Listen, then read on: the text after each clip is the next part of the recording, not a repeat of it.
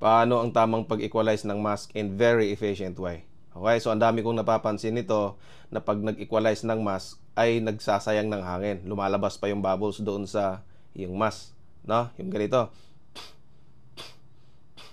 No? So lagi niyong tandaan, in freediving world, yung hangin sa ating baga ay napaka-precious yan.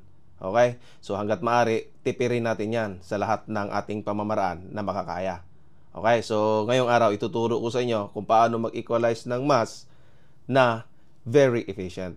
Okay? Kapag nag-equalize tayo, pipisilin natin yung ating ilong at pagkatapos nating ma-equalize yung ating ilong, bibitawan natin ng bigla. Okay? So ganito yan.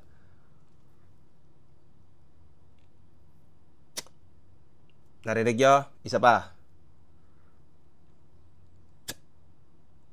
Isa pa. Okay, ganun lang siya kasimple, no? Para yung natitirang hangin doon sa pag-equalize mo ng iyong tainga, yun na rin yung mag-equalize doon sa iyong mask. So, napakatipid. Alright? So, mahalagang i-share mo tong video na to at huwag mong kalimutang i-follow yung ating page para updated ka lagi sa lahat ng ating video na tutorial at mga tips na ating ilalabas araw-araw. Huwag kumpiyansa.